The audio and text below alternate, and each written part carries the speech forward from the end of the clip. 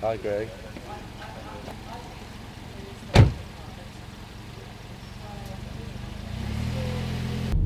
Graham, not his real name, is about to go home to his family after a long day of Uber driving which started at 5 in the morning. So is it busy this morning? Graham has been driving for Uber for over 4 years, a job which he says works for him.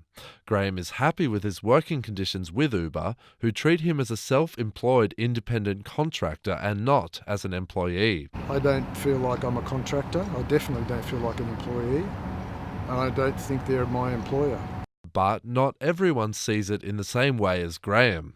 Last year, Max B, another Uber driver, took a case to the Fair Work Ombudsman accusing Uber of sham contracting with its drivers. Max B and other drivers say they are employees of Uber and not independent contractors as Uber say they are. But the Fair Work Ombudsman sided with Uber, a decision which continues the long-running uncertainty over the standing of Uber drivers. The key idea brought by those unhappy with the status quo is that Uber exercises strict control over their drivers in terms of the rate of pay drivers receive and the times they work.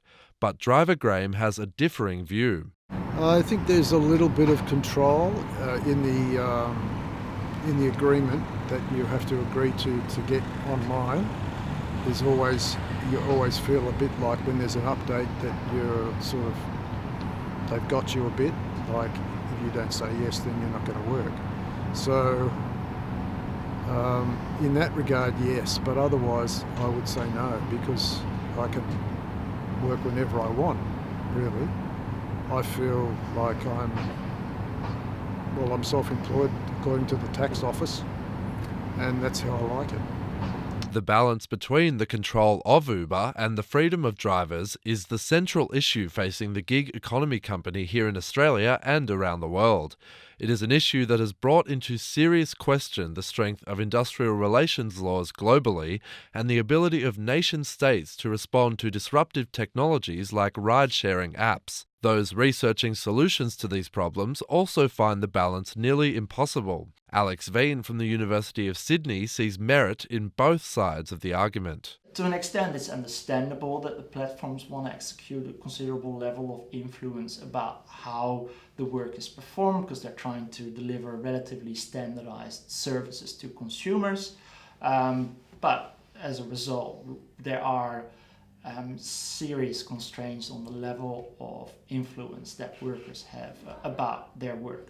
Those concerns caught the attention of the Transport Workers Union very early on.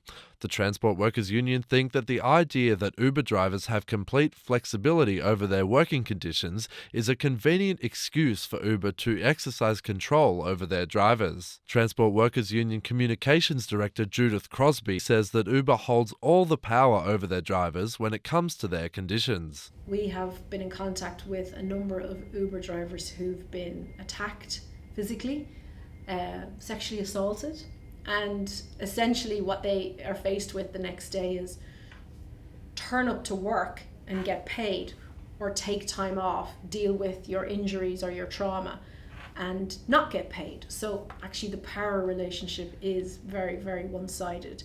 But despite the harrowing stories of some drivers, people like Graham say that Uber works for them and their working lifestyle, and the control Uber exercises over drivers is manageable, especially considering the benefits of the platform. Graham thinks that some drivers may need to think a bit harder about Uber as a career choice before diving in headfirst. I don't know if I should suggest that perhaps they're not doing a great job, which is one of the reasons why they don't make as much money as they think they should. Another one is, being a sole trader, or you're basically going into a small business when you start Uber, you should be doing your checks and balances before you do that. They feel like employees, perhaps, because they're under pressure to work so many hours. And I think they're the ones that would be the ones that are questioning the whole system.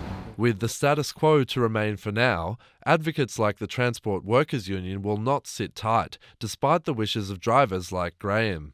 They, like others in the sector and in the community, are calling for a more robust regulatory environment to change power dynamics between Uber and its drivers. So what we want to see a system that's flexible enough so that workers can apply and demand a suite of rights, and a tribunal will be able to examine it and look at it, rather than this very constrained piecemeal approach that we're seeing, both through people trying to win their cases through the courts and through employers getting around the current laws.